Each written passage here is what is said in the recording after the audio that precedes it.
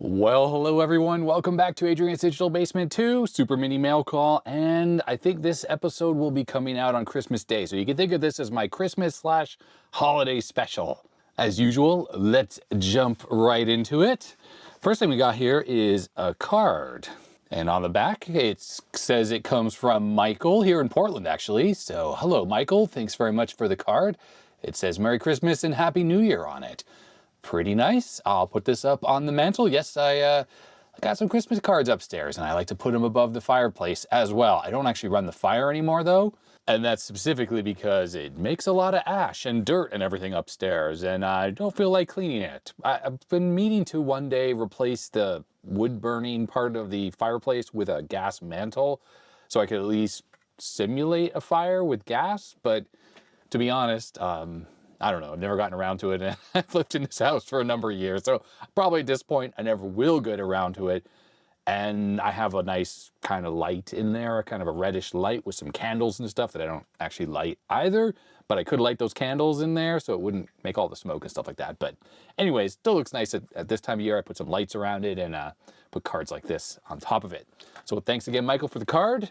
And let's go to the next package here. You might have seen this off to the side here. It says perishable. So I'm trying to get better about opening things that have food in them so they don't sit around a long time.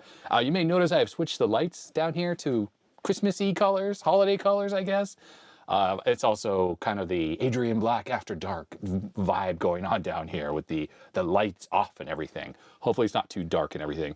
Ever since I switched out my mat for this blue one from the gray one that's there, it always has this kind of, looking at my face in the screen here, it's kind of got like a blue cast to it. It doesn't quite look as pleasing. Maybe I need to, you know what I could do? I have some cutting mats over here, and one of these is sort of gray, and I think if I put this here, look at that. It lights up my face a little bit more just from the bouncing light. Okay, so the perishable package comes from, I think it's pronounced Tighe, T-I-G-H-E. I'm certainly mispronouncing that. And this comes from New York State here in the US. So hi to all my New York viewers. Maybe this Christmas you're gonna have a little bit of snow. I haven't looked at the weather report for New York or anything on the East Coast. Here in Portland, of course, it's just been kind of rainy off and on. Although the sun came out today a little bit and the temperature's been pretty nice. It's been around mid-50s. I think it's around like 13, 14 degrees Celsius.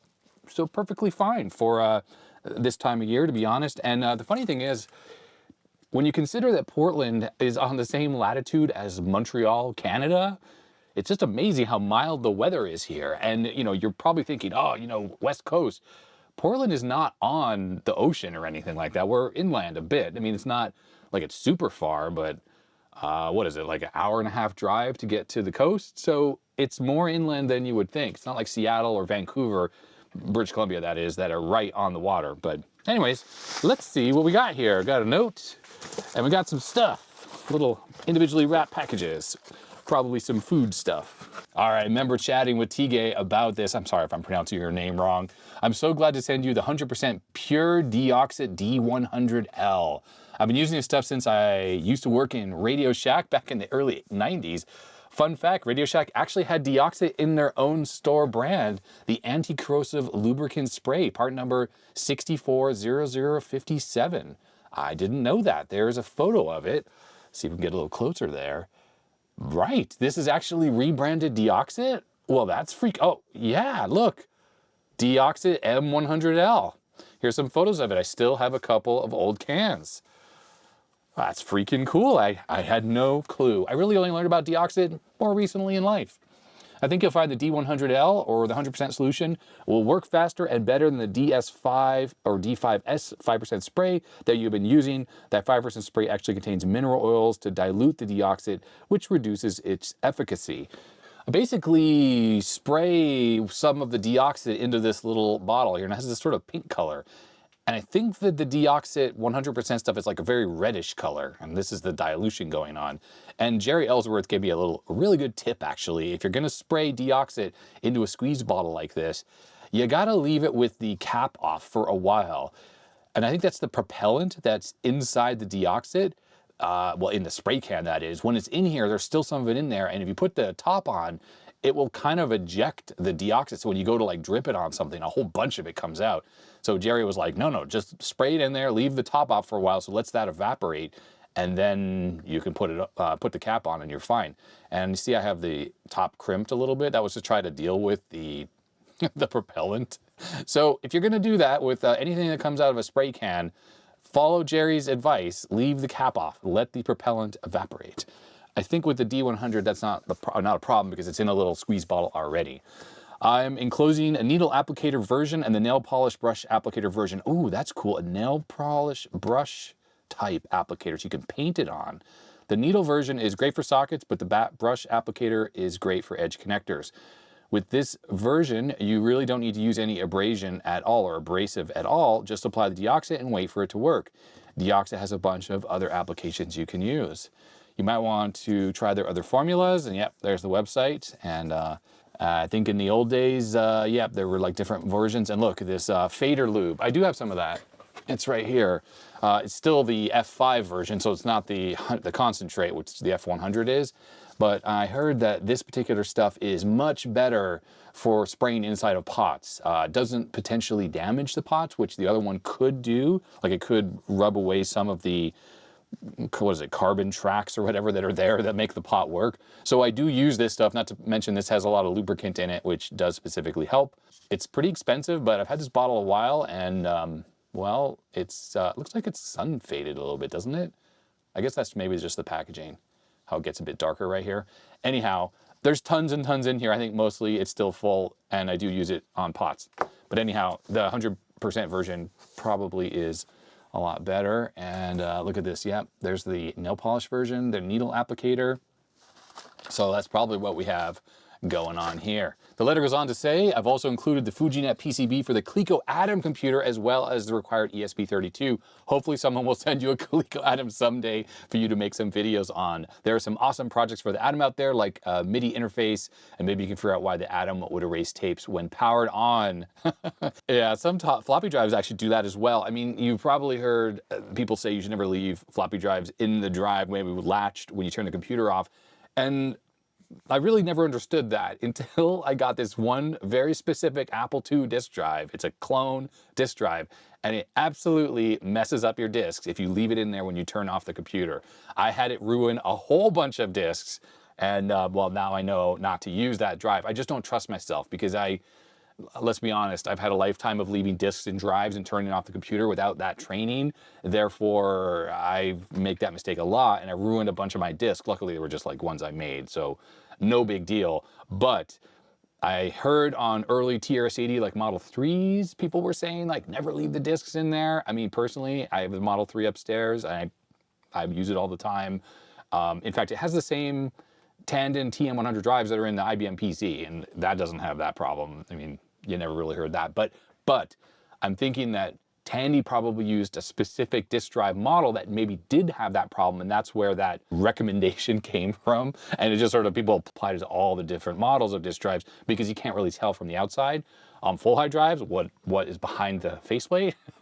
But as I mentioned, I've never had that problem until the Apple II disk drives ruined a whole bunch of my disks. So I think what I do with that drive, I think I gave it away and I put a note on it, don't leave disks in there when you turn it off. Or if I didn't give it away, I definitely put a label on there with a P-Touch label printer to remind me not to do that. But the Atom must have the same problem. Something in the electronics, obviously when you shut them off, maybe it sends a burst of something through the erase head or whatever it is, it puts a little blank spot on the tape. I'm guessing there is a power spike to the record head mechanism. Yeah, okay, so that's what TK goes on to say. Tape drives are cool as they're indexed and they'll seek just like a floppy drive and run very fast. Yeah, speaking of the FujiNet, Tom, one of the project leaders on the FujiNet project, made a really good video that sort of went over, well, everything there is to know about the Atom and put it on his YouTube channel, which is a pretty small channel. I'll link in the description below to it, but I really don't know much about the Atom, or I never did, and I watched that entire video. It was like 2 hours long or 3 hours long. It just went into extreme detail on all the different pieces of software and how the tape drive works, and it was pretty impressive. It looks like a normal audio cassette, but it's much faster, and it like has a file system on it, and I think that's stored in the middle of the tape, and it seeks back and forth, and it's all pretty neat. I mean, And it's lower cost than a floppy drive, which I think is one of the allures of the Atom. You could have like up to 2 of those drives in the machine. I think 1 or optionally 2. And it's a lot better than all the other regular tape-based solutions that exist, which are just manually controlled, linear recording. So you start at the beginning of the tape, hit play, it just searches for your program. The Atom like really zooms around the tape and it does some really neat stuff. Oh, look at this. I just flipped to the next page and it says Tige, but it's actually pronounced Ty. Sorry about that, Ty, saying your name wrong the whole time. All right, so we have a couple links here for FujiNet for Coleco Atom. I've also included a special toothbrush, which is really great for removing flux from PCBs with IPA. Use them instead of a cotton swab. Each brush has over 20,000 bristles. Give it a try instead. I just saw that. Where is that? Here it is. 20,000 bristles. Looks like a regular toothbrush in here. I thought maybe Ty was saying I needed to brush my teeth more often. Did I have like food in it or something? But I'm just kidding. Let's see. Whoa, yeah. Okay, wow, look at this. It almost looks like it's a piece of foam or something, but those are actually bristles. Very cool. That is awesome. It's very soft. I don't know if you would actually ever use this for brushing your teeth, for instance. Probably not. And it's got a bit of a rubber coating on the back here, but I love that. Here's the link if you want to buy some more though. There's the Amazon link. I will try to like OCR these into the description. Otherwise, you might have to do that yourself if you're watching this on your phone. Use your circle search or whatever the iPhone equivalent is to copy the link right off the screen. Lastly, I'm including some New York State maple candies and maple peanut brittle. Yes, that's awesome. When I was a teen, one of my jobs was at a maple farm checking and splicing the lines where squirrels would chew through chew holes so they could drink the sweet sap from the trees. There were miles and miles of lines I would have to walk and find the holes. I love maple candy and maple cream. I didn't include any of the cream as it must be refrigerated. I've never had the brittle, so I hope it's good. New York actually makes some really great maple syrup. There it is. It's the buckhillfarm.com. And I'm covering up Ty's last name, which is why I'm doing that. But then I guess actually Ty has his last name right there, so I guess it doesn't really matter. Okay. We got YouTube, X, Bluesky, and TyLaurie.com, Ty's own website, which does remind me, everyone, that I am on Bluesky now as well. It's kind of what I've been using lately. I gave up on X a long time ago, and I don't use Facebook either. But Bluesky, I don't know. I had a few friends use it, and they said it's really good, and I decided to come over there. And yes, I do post stuff on there. I want to try to cultivate a bit of a social media following. I know YouTube can be considered social media, but I don't think it's not the same. It's not so interactive as something public like Instagram or X is whatever, or Bluesky. But I really like Bluesky. I've really been enjoying my time there. I think I have like 2,500 followers or something like that on there, which is pretty cool. And it's a great community, and there's a lot of retro people moving over there. So it's really fun from that perspective. You just want to focus on retro stuff. There's tons and tons of it there, and that is awesome. So I post a little bit of, I don't know, just random junk that I'm working on or things I think are cool or whatever, and I'll stick it up there on my profile. And of course, I'll link in the description to that. All right, so here we go. Inside, we have the different types of DeoxIT here. Well, I don't have anything to use this on right now. I've been working on the Zaurus IQ120, and I did need some DeoxIT on that, but I guess this comes out actually, and you won't really know that. I'm talking about the future here because I've worked on some more parts than are live right now. But either way, this will be really cool to try this. I know it's super concentrated, so you really just use it very, very sparingly and not try to waste any. And with this, obviously I have a lot more of it because I spray it from the can. I don't need to be as careful with it. And this will be really curious to try next time I have some card edge connectors that looks sketchy. I'll be really curious to see this actually work. And look, they kind of show you painting it onto RCA cables, Ethernet USB cables, all this kind of stuff. Well, that's a USB cable, and coax or whatever. Really kind of cool because, you know, sometimes on the back of like a stereo component, there'll be some RCA jacks and things there, and they'll just be really oxidized from age. And maybe the whole point of the paintbrush version is to paint that on, and maybe it will have a dramatic effect. So I'm really looking forward to trying this out next time I kind of run across something that could benefit from some of this. Interestingly enough, Keg Laboratories, right, who makes DeoxIT, at one point a long time ago emailed me, I mean, I'm talking years ago, potentially about at least sending me like a care package of stuff. I think I wrote back delayed. Oh, I think there's some leakage on my something sticky here on my bench here. So maybe one of the packages is leaking.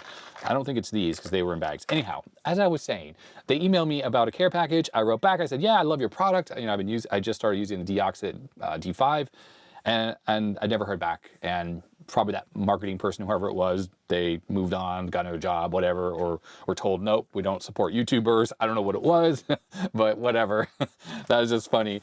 I've never done any actual like sponsorships. There's been a few things on the channels that people have sent in, like companies have sent in, that is, but I was never paid for them. There were no obligations for me to review it, say anything specific about it. Yes, no, they weren't like reviewing what I was gonna say about it. So if I had bad stuff to say about it, then I was gonna say bad stuff about it. So that's really my modus operandus. If someone wants to send me something, I mean, I'm gonna talk crap about it if it's not a good product. I just happen to like DeoxIT, so yeah, I keep buying it, and I guess hopefully this stuff lasts a long time. So I think this stuff's pretty expensive because it's super concentrated. Oh, and yeah, you can see it is kind of a red color in there, which really lends itself to show you how diluted this D5 is. Anyhow, I figured that DeoxIT would never actually sponsor me for, you know, instance, like send me money or anything like that, but it'd be kind of cool to have products to use, like a whole selection of their different products.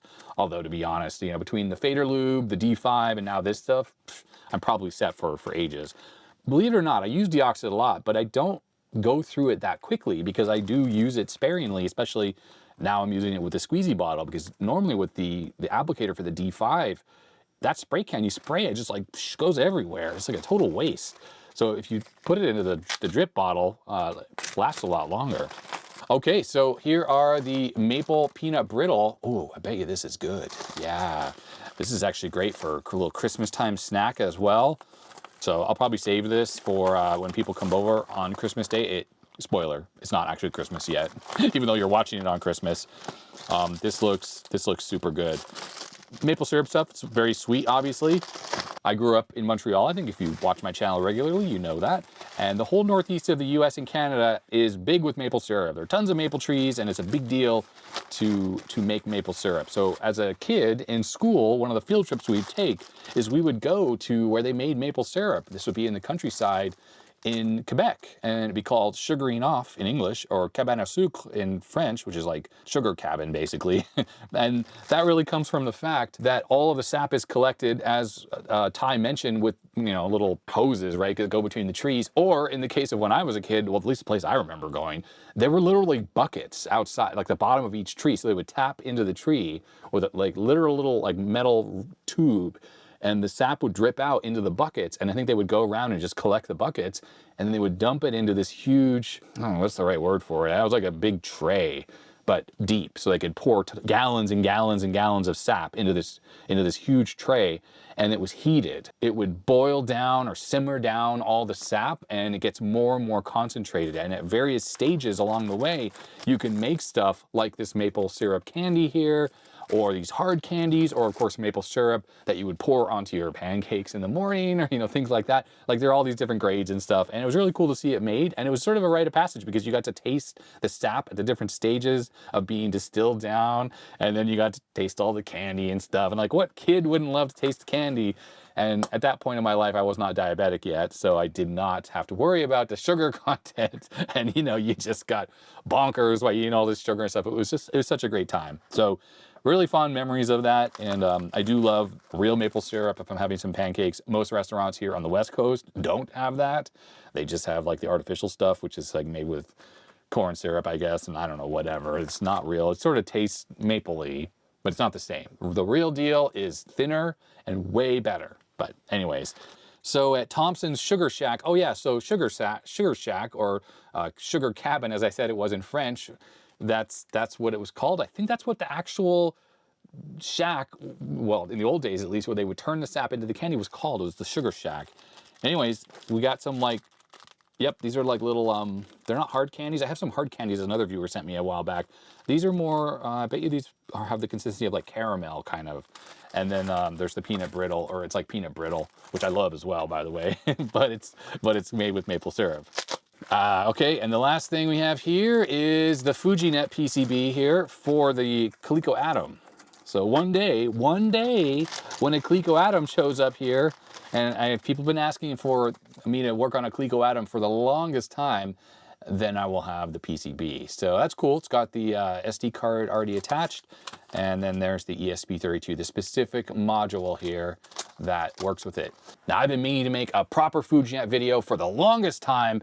The FujiNet team has sent me the ones for the Atari, so I have that, the one for the SIO bus that plugs into the Atari 800 line of computers. It's freaking awesome. I, of course, have the version, it's an early version. I think I've showed on a mail call episode that is for the Apple II. And it is a smart port device, so it can do all the FujiNet stuff, but on an Apple II. And then this is the Coleco Atom version. And now there's also a version for the Commodores as well. It's called the Meatloaf. It's a tangential product that my friend Jamie is working on, but it's part of the FujiNet project as well. So it's all in the same ecosystem. And it also uses an ESP32, as they all do. And it's really cool. I mean, and to briefly summarize what FujiNet does, if you're wondering about, it doesn't really describe what it is. If you just think about the name, Fuji is more to do with the Atari logo, right? It's like Mount Fuji. So that's where it came from, because originally I think it was on the Atari 8-bit line of computers, but it's now been ported to a bunch of things. So using ESP32, which is a microcontroller with Wi-Fi, it allows your 8-bit computer to access the internet, but not just like for browsing the web, but literally emulating discs and cartridges, like on the Atari or on these other systems. I'm assuming it lets you load software and stuff like that. And on the Commodore, it's a disk emulator. And it has a lot of extra functionality now. In fact, I don't know about on the Coleco Atom, but say on some of the versions, you can emulate CP/M in the ESP32, and then you can access it. So on the Apple IIc, which is a smart port device with the FujiNet connected, you can run CP/M. Now it's running inside the ESP32, but it's using the keyboard and the 80-column screen on the Apple II. And this, I know, works on the Atari 8-bit line of computers as well. So that's one of the cool functions you can do. Of course, you can do Telnet BBSs as well with this. And you can also do multiplayer games. There's some games they've developed, like a poker game and some other cool stuff. Like you can look at the real-time position of the International Space Station, and that is all happening through the internet, through the disk interface module. So for instance, on the Commodore, it's happening through the IEC port, and you can still dial up to BBSs and stuff. I think that's working on the Commodore, but on the Apple II, it uses a smart port, which is a floppy drive interface. And yes, it can literally go to Telnet BBSs through the floppy drive interface. This was all stuff that Apple had originally designed to work with smart port, and the FujiNet team has implemented that into the FujiNet and like used parts of smart port that were never actually used by anyone. Even though Apple put the specs out there, they actually went and developed the interface standards and wrote the software on the Apple II side that could then talk over the smart port interface, the floppy drive port, basically, to a virtual modem or like a Z80 emulator in here and stuff like that. So I'm forgetting stuff that this does, but the biggest thing, of course, is the drive emulation. So on all of these machines, you boot up the machine, it takes you to a menu, you pick like, I want to run this game, you hit enter and you start the system and it loads into that game, and it will load it either from the memory built into the ESP32, or some versions have an SD card slot like this one does. Sometimes it's on the microcontroller board, sometimes it's on the thing. So like all the ones I have do have the card slot. But if you don't have it on the card slot, you can just get it directly over the internet. So you don't even need to have this stuff locally, and people have these curated collections. And anyways, it's a very, very cool project. And I'll definitely put a link to the FujiNet project so you can check that out. But this is the Atom version, and if you have a system that you think FujiNet would work really well with, then I think reach out to the team, and if you know any development, especially on ESP32, you can kind of get started. Thank you, Ty, for this awesome stuff. Let's go on to the next package here. It's kind of a heavy one. This one comes from James, and there's no from address, so I don't know where James lives. So hi to all my viewers named James. How about that? We'll do that. All right, well, we got some stuff here. Ah, yes, okay, I remember talking to James about this. So what we have here, as far as I'm aware at least, is a Sharp Zaurus. I think I'm saying that right, Zaurus. It's a little palm top computer, and I think it's from the 90s. So we have a note. Let's take a look at the note here. Here's the Zaurus ZR3000 palm top and VHS starter system with cleaning cassette that we discussed. These are recent finds from my aunt's basement, which I've been busy gutting and renovating in the wake of a flood. Oh, I'm very sorry to hear about that. Hope everything is okay. My aunt has practiced law since the late 1960s and was always very technology forward. She started with a C64, and after that were a couple of different PCs from Zenith, and then she switched over to Dell's in the late 90s, and the Palm Top was a mid-90s purchase. As I understand it, it's not very powerful computationally speaking. Supposedly it's based on a Z80 system on a chip, which runs proprietary Sharp OS, but it did have some nice features for the time, including a graphically based word processor and spreadsheet compatible with MS Word and Excel. So depending on your preferences, might be a bit more interesting than the HP 100LX and 200LX, which I think they were DOS-based these. In addition to the standard organizer programs, they can also be used as a serial terminal, and supposedly the sync software for Windows 95 works pretty well. When I found the original box in the basement, it was more or less covered in molds, but fortunately, the mold didn't really penetrate the box, so while I've thrown the box out, you do get to have all the original materials, or manuals, pamphlets, discs, and cable. I also put some fresh batteries in it already. The machine runs on 2 AA's and requires 2 Sierra 2032s to maintain the volatile memory for user data. Anyways, I hope you enjoy it. One negative about the thing is, I should mention though, is it doesn't have a backlight, and the plastic on the screen is obviously pretty reflective, and it can be very hard to see what's on screen if you don't have good lighting. With regard to the starter system, I have to say I've never seen one of these VHS cleaning cassettes before. As basically all VCRs in my family have long since gone dark at this point, I hope you get some good use of it, just like you do with the cleaning discs. So there it is. I didn't send you candy because I know you already have quite a lot. Enjoy, James. Thank you, James. So let's take a look at this starter thing. Now, James told me about this, and I was really intrigued. What is this? The video starter system for VHS format video cassette recorders. Where did this come from here? Crazy price. Can't really read any price left. It looks like something is just subtly written there, but it had a crazy price at some point. But yeah, there's an 80s VCR. Oh, but look at this crazy cleaning tape. Now, I think what this, oh, what? Come on. That is outrageous. I mean, what year was this? So Rekaton, I think that's Rekaton? I don't know how to say the name, but I'm pretty sure they made this, but they must have, I don't know if they partnered with BASF, but I think this includes 2 of these tapes. You get a Chrome and a Chrome Super high-grade tape. Seems kind of fancy. And T120, by the way, if you're from Europe, yeah, our tapes are not really measured in feet or meters, even though it's printed on some of them. It's really just T120 is 120 minutes at standard speed, at SP speed. And if you went to LP, it would be double, and then it would be triple at EP. So you'd get 240 minutes and 360 minutes if you were in the slowest speed with the worst quality. For VHS and beta type VCRs, I guess some kind of carrying case, but there is the Rekaton or StudioCraft Pro 100 wet type cleaning system. I cannot believe they tried to charge almost $70 for this. Obviously, this was marked down. I have to imagine. Anyhow, what else do we got on here? Okay, back has the same thing. And the crazy price? Nope, can't read that either. On the top, ooh, a carrying handle. Oh, maybe we got the, oh, look, there's the price. $29.99. Okay, so seriously discounted, but also seriously expensive. What's happening here? Is that mold?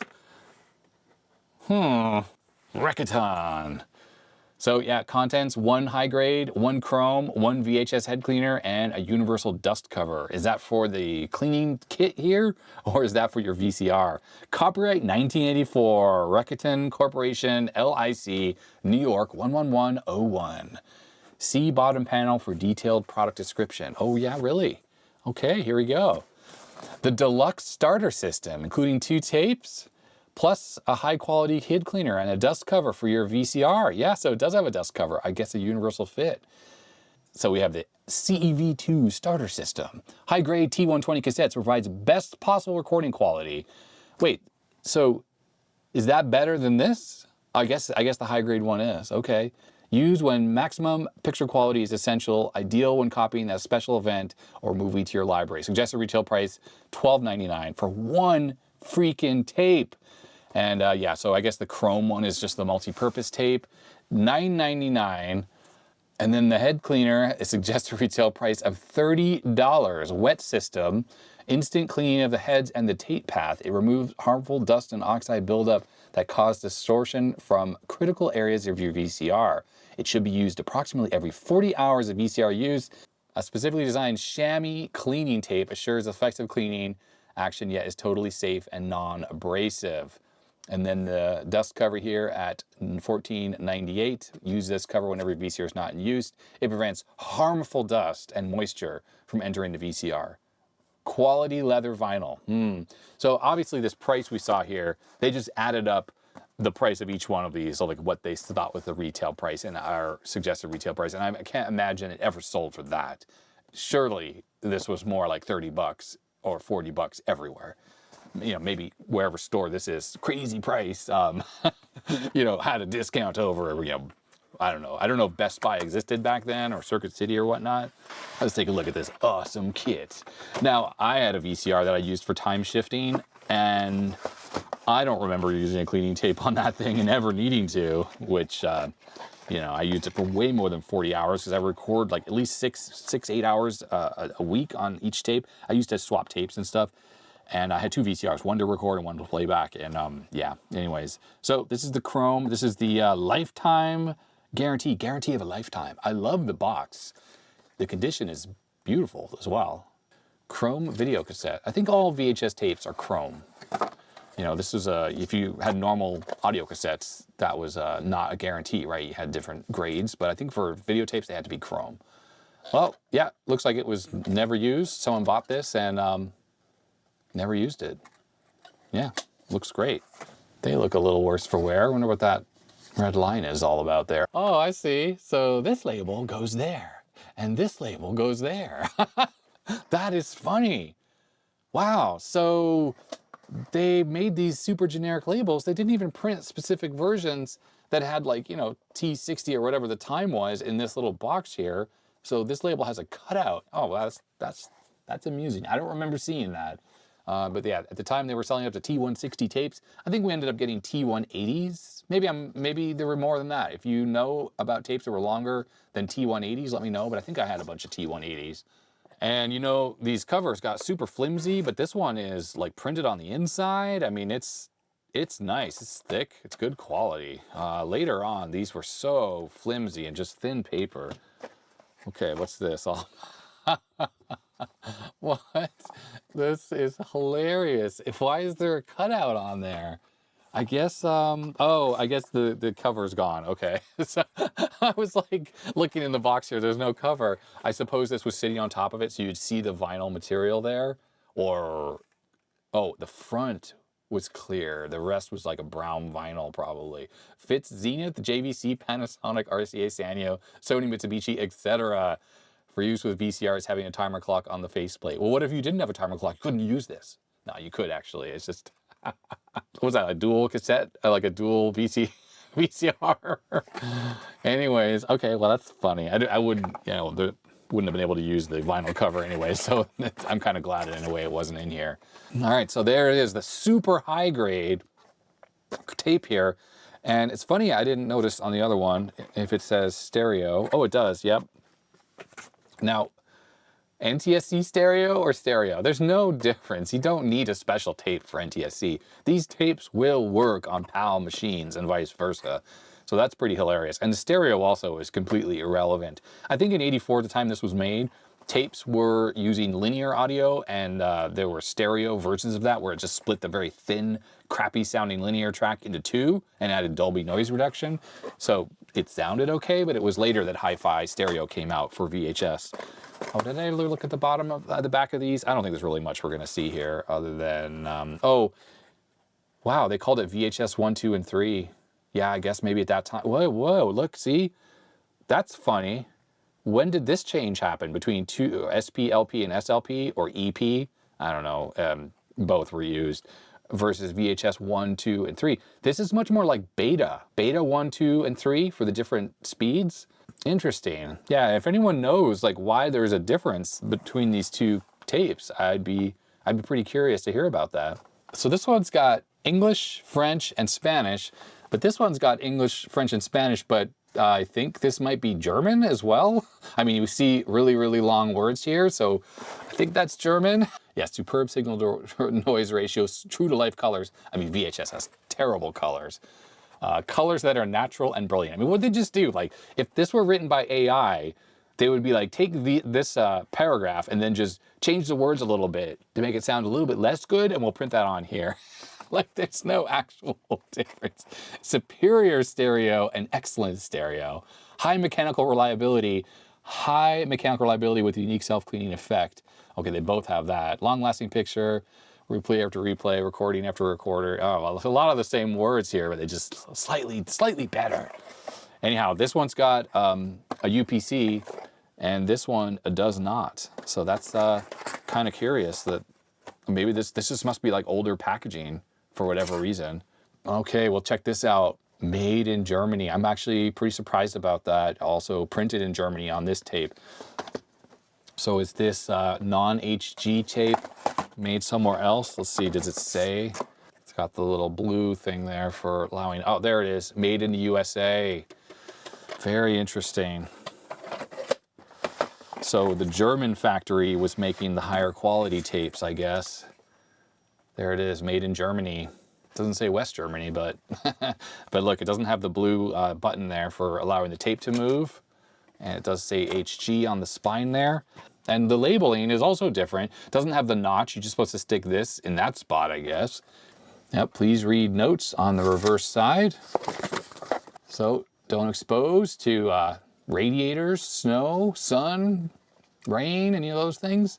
Keep it in the box when you're not using it. Don't expose it to magnets or whatever that is. What's that? What is this? Is that like a gas cylinder? I can't even tell what that is. Don't touch it where the tape might be touched. Don't put it in your VCR backwards or upside down, and break out the tab if you want to not record on it. Wow, yeah, what the heck is this thing here? Oh, it's a motor. Does that look like a motor? Maybe that's like an international motor symbol. I'm not quite sure about that. It says here, if you cut or splice the tape, it will cause disturbances on the screen and will probably damage the video heads. So don't do it. And it says this because it was common practice for audio cassettes to splice them, especially if they broke or something like that. But you could also splice them together, you know, rearrange things. Not recommended for video though, not recommended. All right, that's pretty cool. We have one West German super high quality tape with VHS 1, 2, and 3 on it, and then one made in the USA tape. And then we have our cleaning cassette here, which obviously has a little compartment. Oh, wow, it's got a little compartment here for the alcohol. Oh, right, this is interesting. I've never seen a tape like this. I'm sure I had a cleaning tape at some point in my life, Studio Craft, but I don't remember what it looked like, and it definitely didn't look like this. So we got a roller there with the chamois here, and it just feels like a chamois, and not sure if this is really usable though. That looks a bit of mold on that roller there. Does that turn when we turn this? Doesn't look like there's any kind of mechanism inside here to keep these rollers from turning. So when the tape goes into the VCR like this, the take-up roll reel goes this way. So let's see if I try to turn it. It doesn't seem to do anything. It may well be that this doesn't do anything, and what happens is, yeah, I think this gets pulled out and threaded around the video head, right, by the transport mechanism. And this would be for cleaning the capstan and the pinch roller, and maybe this doesn't even move. Yeah, I guess not. There are some instructions. Looks like you put a few drops on the roll there and on the chamois. Load the cassette into the recorder with the top label side facing up. Be sure the cleaning solution and compartment cover remain out of the cassette during the cleaning operation. Wait, what? Wait, oh, I see. You take this cover off here like that, and you get this out, which there's absolutely nothing left in it. It's 100% evaporated. Tape head care solution. Keep away from children. 55 cc's of that. Trichlorofluoroethane. That sounds really toxic. I would just use IPA, but this is maybe a better tape cleaning solution. So what you can do is you can refill these You just pop this off. You need something to grab it with, and then you can pop that off, refill it with, say, IPA, 99% IPA, or whatever this toxic chemical is here, and then you can rejuvenate your thing. So a little bit of foam in there, which is still foamy. Anyways, I guess you're supposed to leave that out, and stick this in. Let's go back to the instructions here. Press the play button on the recorder after you've turned the machine on. The recorder will turn to the pause position automatically once the cleaning is completed. Should the machine fail to stop automatically, press stop button after 10 seconds. In the event the recorder will not engage when the play button is depressed, remove the cassette and gently rotate the left sprocket 1/4 of a turn, as shown in the diagram, like that. Correct use of the cleaning system is essential, but you should carefully follow the service suggestion of the manufacturer for your cassette recorder. This system is designed and fluid is provided for approximately 48 cleaning. Printed in Hong Kong. Yeah, pretty sure RetroTink, I think, is Hong Kong-based company, and I guess this was able to be sold on its own. It's funny. I get why people would buy cleaning tapes. That I totally get. But why would someone buy the starter kit here, unless this was like 30 bucks or 20 bucks on its own, and then with this kit, so to speak, you just got these 2 extra tapes, and you know, these are good tapes, and no doubt that, but this thing can't be worth that much. For me personally, whenever I work on my VCRs, I just clean them by hand. Oh yeah, definitely, there's no mechanism here for the to stop the rollers from turning.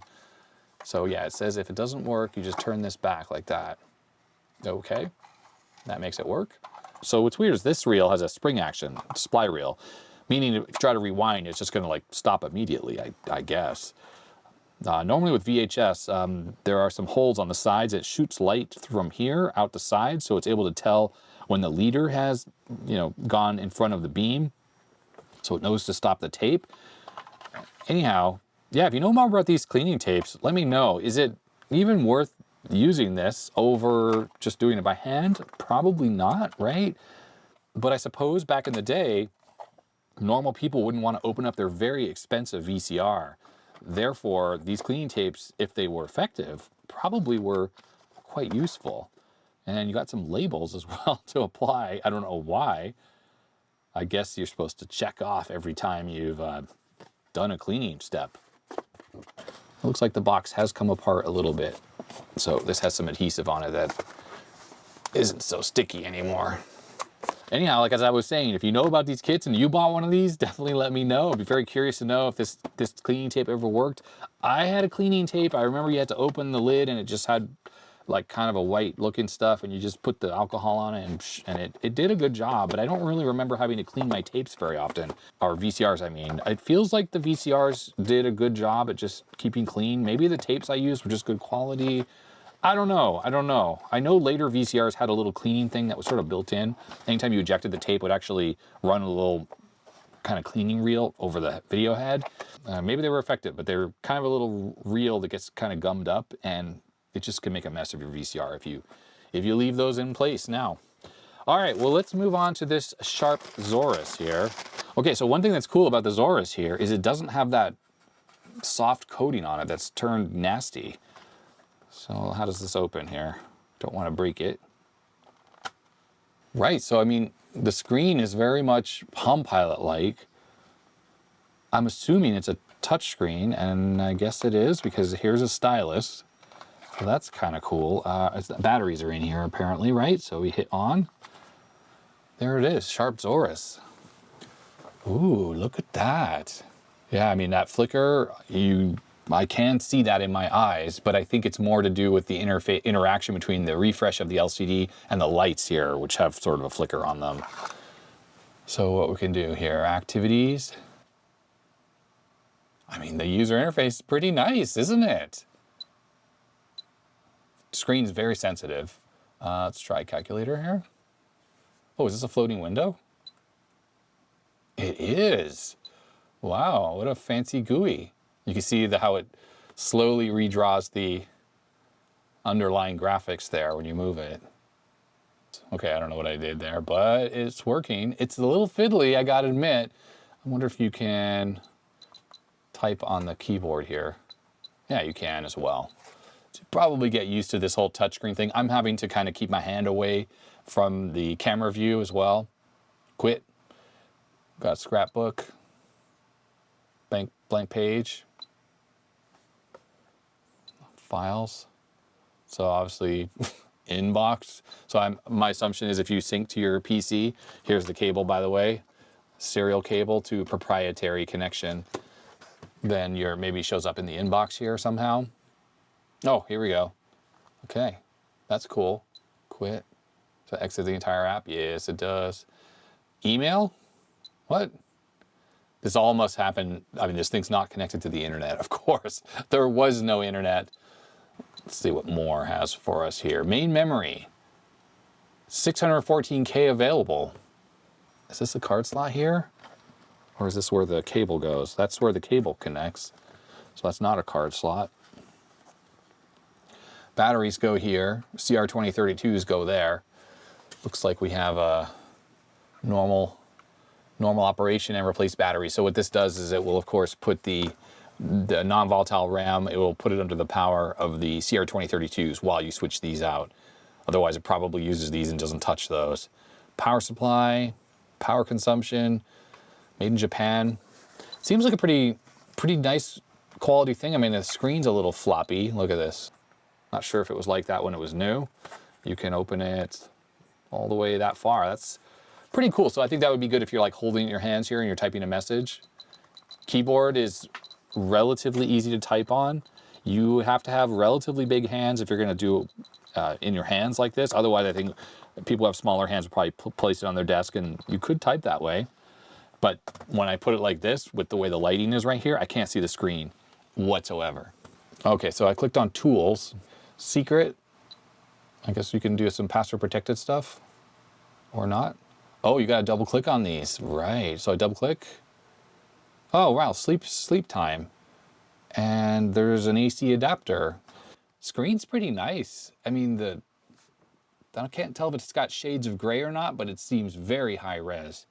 So you can see exactly how much RAM you have available, like what's using what. Display. Okay, contrast. Oh, I noticed this. Look at this. Wait, so I'm confused. Is that part of the LCD? It obviously is. Okay, so there's obviously, we got shades. We have different shades of gray. And even this part of the UI has a shaded background versus this here. Adjust the touch panel. I don't need to. It's working fine. Sound. Key sound, alarm sound. Okay. Start up. Ooh. Oh. Here, a little LGR. So that you can do whatever you want here. We'll use the user picture here. Oh, you can ask for a password as well. A little security. And I'm going to try to type on this thing here. Let's see here. I'm going to use the keyboard, obviously.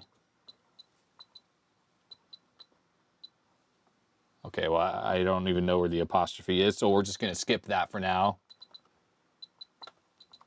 All right, typing on this is fiddly, but you know what? At the time, that's pretty cool. So why don't we show that?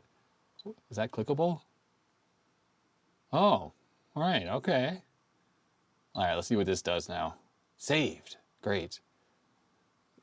Sleep, word list, so you can put custom words in. I don't know, autocomplete maybe. Terminal. Okay, so this would be for dialing BBSs, obviously. Setup. Wrap text, 80 column screen, large and small. Well, I think probably to get 80 columns, you're gonna have to use the small font, I am sure. Config, let's see how fast we can set the baud rate to.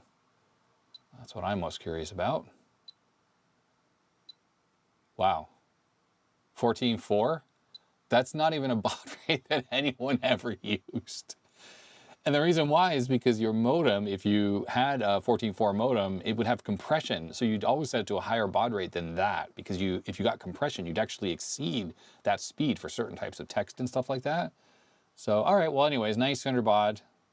It's good enough for like most terminal use. 8N1. Oh, VT100 emulation. Ooh, local echo. Software flow control only. Does this mean there's more options? Yes. Nice. Cursor translation, delay, 7F code conversion. All right. This is cool. I mean, pretty handy, pretty trick. If you were back in the day and you needed to like work on your Cisco stuff, I want to see what that font looks like without connecting this here. Let's turn on the local echo here. I wonder if this thing struggles to even keep up with. Oh, wow, that's so small. Small. Whoa, it's very laggy. Do you see that? You see how laggy it is? How do I even do, I'm looking for control. Probably in the manual it tells you how to like hit Control J, because I was really looking to, you know, move down a line, but I don't know how to do that. Symbol J. No. All right, well, anyways, watch, I'm gonna try to type quickly. This is me, oops, me trying to type. Yeah, you can see quickly. Okay, I completely messed up the word, but you can see how laggy that is. So not great, not great. And I wonder if the word processor is similarly slow, but that font is very little. I would need reading glasses to see that at this point in my life, at my age. How do we go to, let's see, documents. Let's see this, let's see this. Okay, we gotta exit out first. I guess maybe these things are multitasking, but these aren't. Okay, here's a word processor here. Be cool if we had a, oh, we have fonts and stuff. Ooh, okay, not really. Utils, find text, check spelling, show rulers, print preview, header footers, an index. I don't know what I saved. Okay, date's wrong, but that's fine. Okay, how about this? Is this any faster?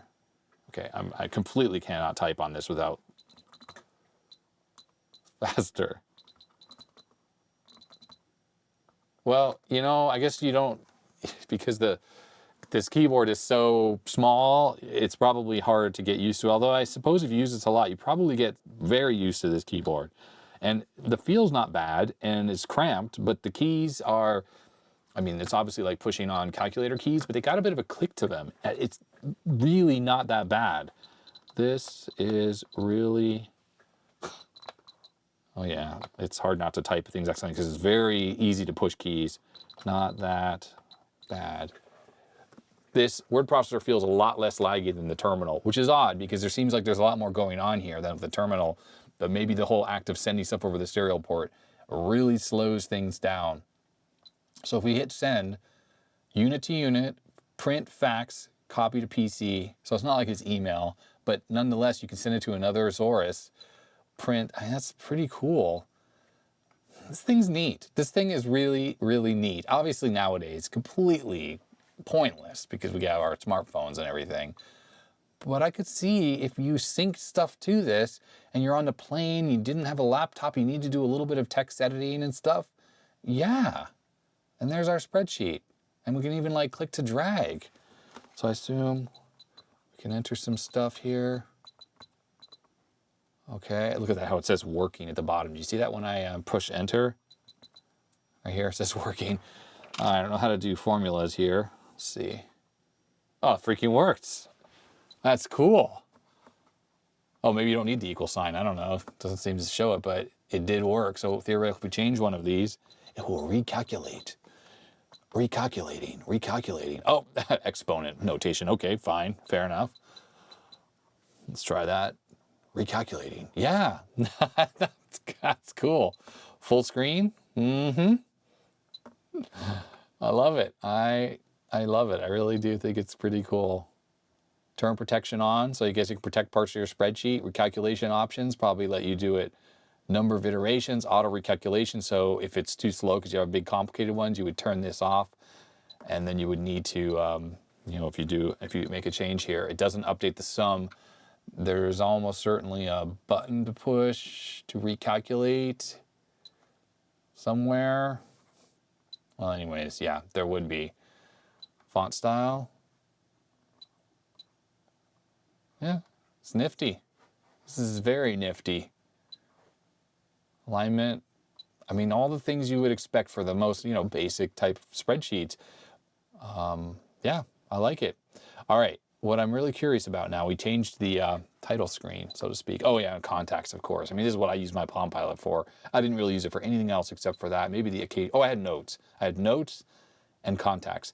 Email ID 1 and 2. All right, and then lots of user things to do. Is this a second page? Oh, last entry, okay. Home, fax, other number. So there's no mobile number yet.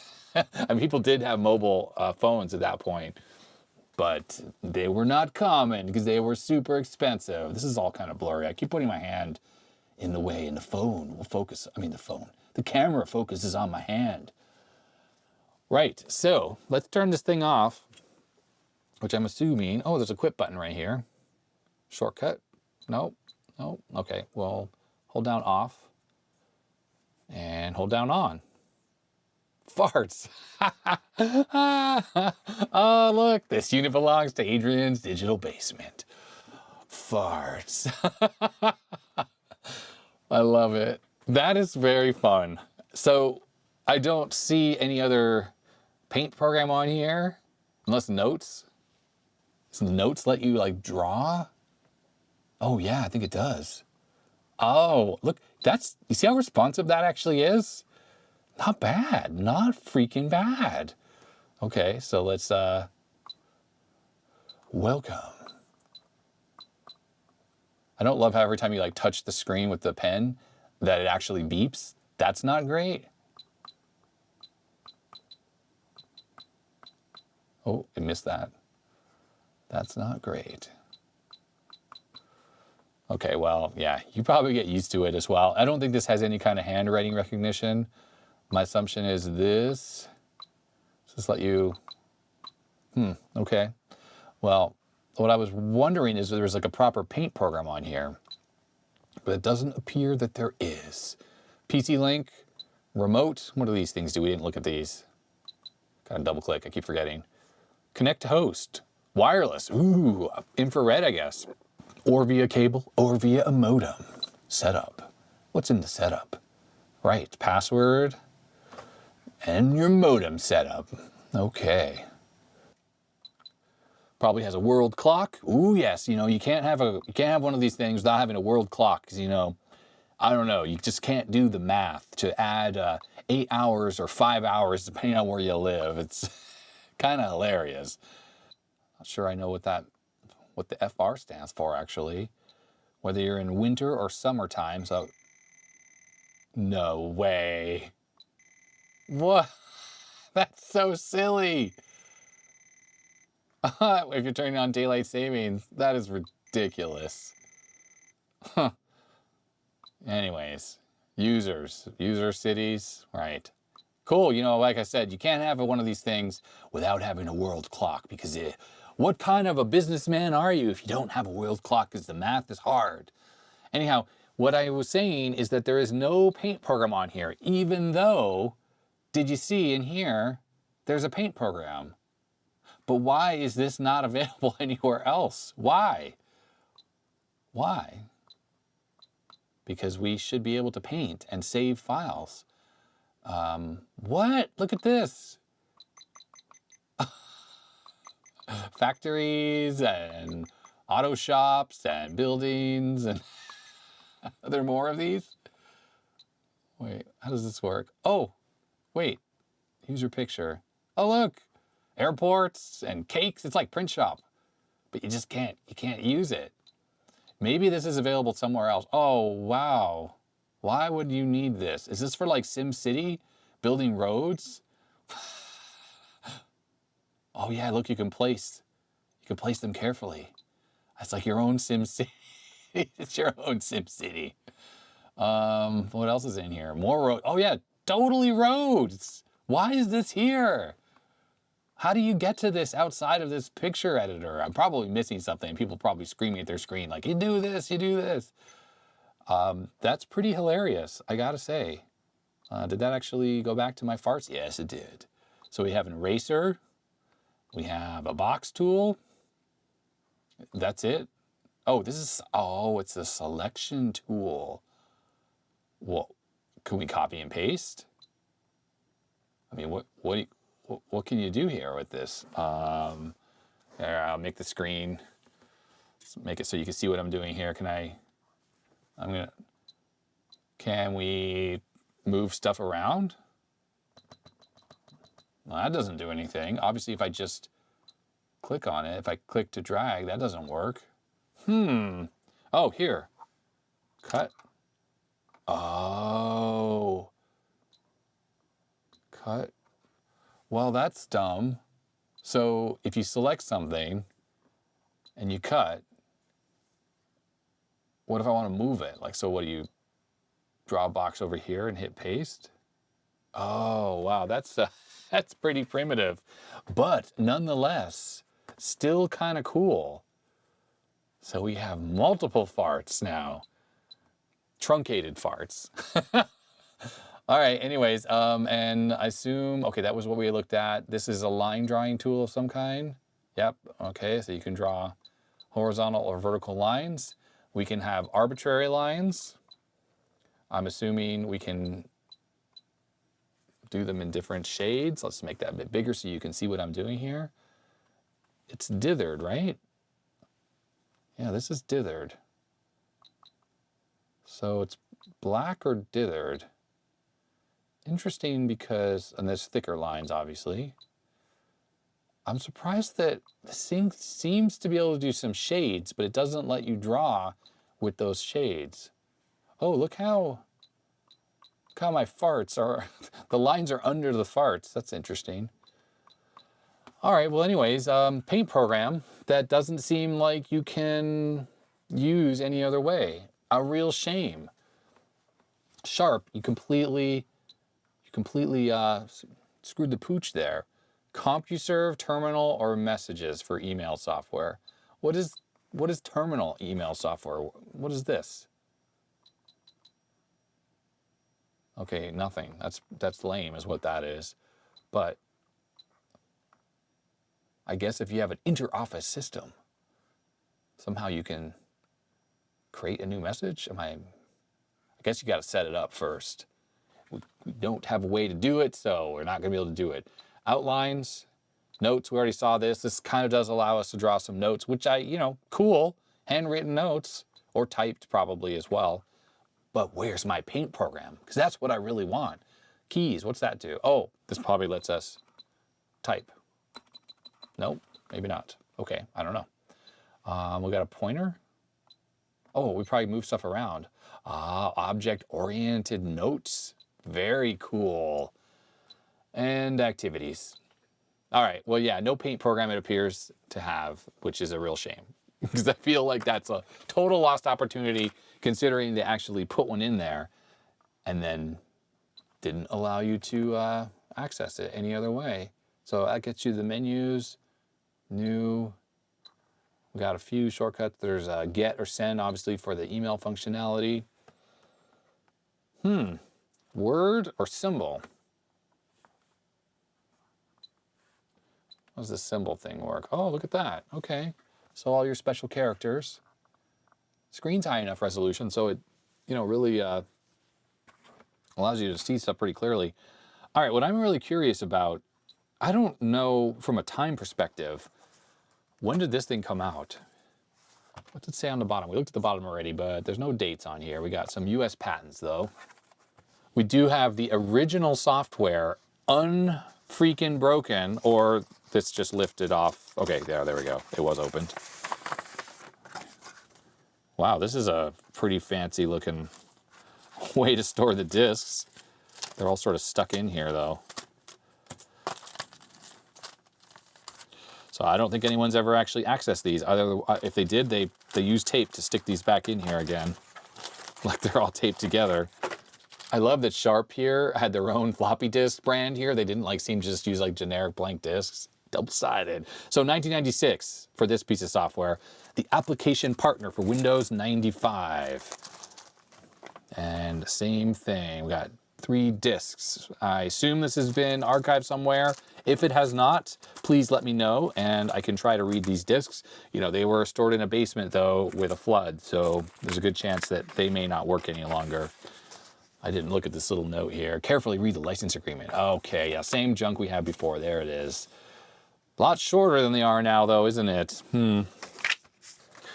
This must have come from the tapes. Oh no, this didn't. Don't put batteries in backwards or mixed types. This may cause leakage and or explosion and result in personal injury. Don't touch the display with sharp or hard objects. Only use the included touchpad or your finger. Anything else may scratch and damage the screen.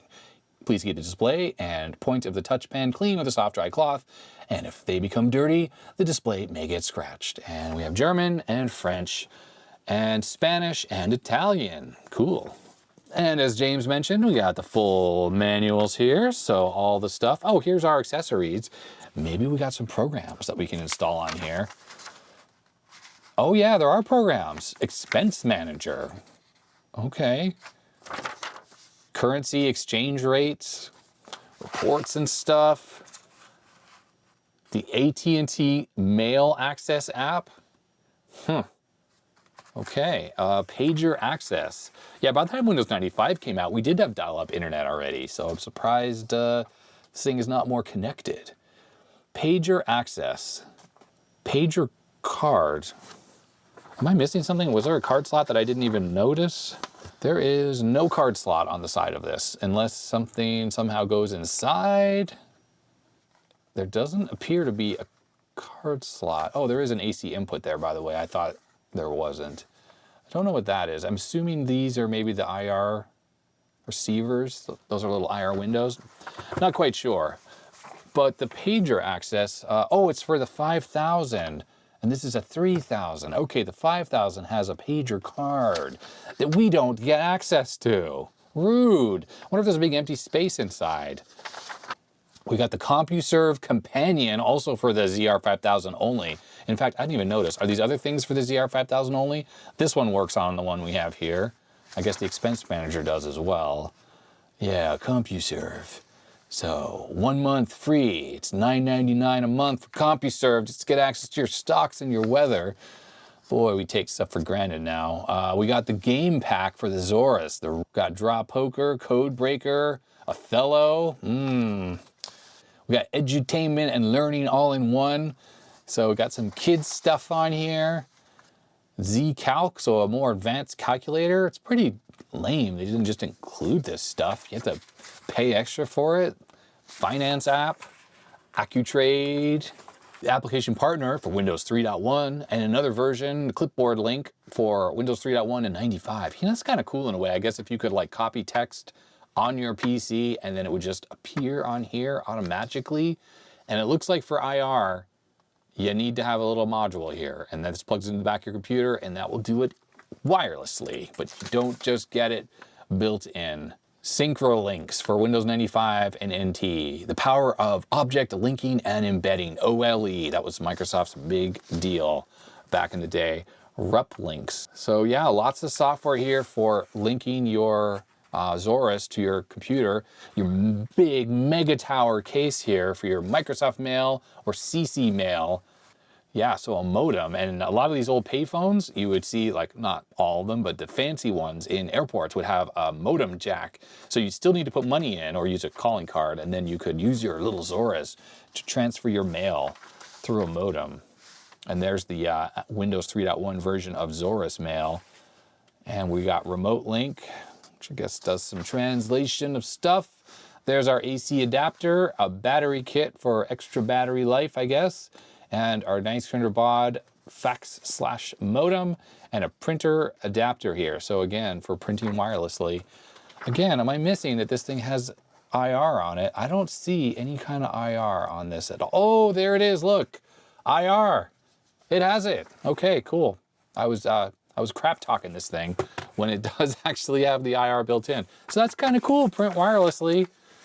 And anything else? I didn't see a paint program. That's what I was looking for. And I saw nothing. Carrying cases, PC Link, cables, SRAM, expansion cards, again, for the 5000 model only. So 1 meg, 2 meg, ooh. So it's compatible with these other SRAM cards. So these had a little battery in them. The Atari Lynx used these as well, if I recall. And look, flash memory cards. Oh, non-ATA flash cards, up to 16 megabytes. I don't know what that, I didn't know there were non-ATA flash cards. So the ATA flash cards are basically IDE hard drives in a flash card. And these were available up to 16 megabytes. Pretty cool. And it looks like you can allocate 2 megs for programs. I guess the rest was for data. Flash cards don't use a battery, unlike the SRAM cards, but I assume much faster. There's your PC card fax modem for Zaurus, hooked up to your Motorola StarTAC or MicroTAC, I think that was called actually. All these different cards, the AT&T Paradigm card, digital ink newsletter for Zaurus owners. Did anyone have one of these back in the day and get this newsletter? This, that model there, I guess it's the same. I was just wondering if this is like the screen aspect ratio looks a bit different than this one. This one seems to be a bit more squared off than this. I wonder if this was the bigger version that had the card slot in it. Does it really say that here? Yeah, this is the 5000. So this must be different, have a bigger screen, something like that. And also we got this solid brass identification plate. So 90s, so freaking 90s. John D. Brass, 63 Hillcrest Avenue, White Plains, New York, 07430. Style C. And what's happening exactly on here? There's overlapping windows. We got some notes with a word processing. You can insert a picture, but there you go. You can put your solid brass plate on your Zaurus. Look, it has these little, like, look like rivets or something. It's so fake. It's so ridiculously fake.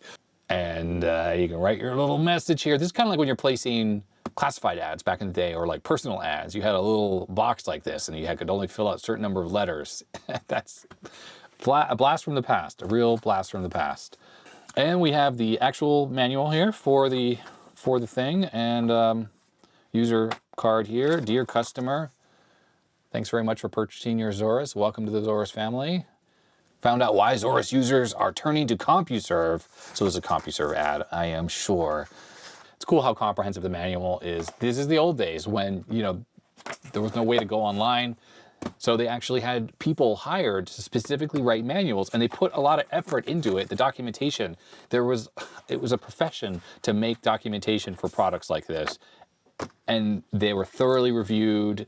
They were error checked. It was not like things are today when stuff is just haphazard and slapdash.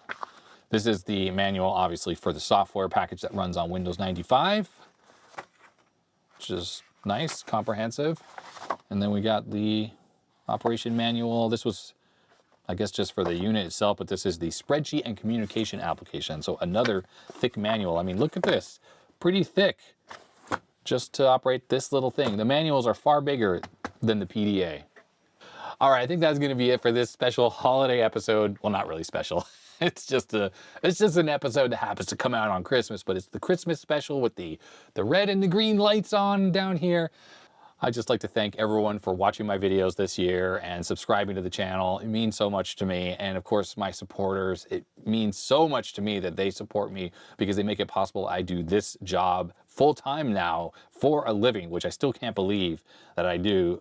I mean, really, my whole life I always had a job like working, you know, for other people, and now I'm a self-employed person.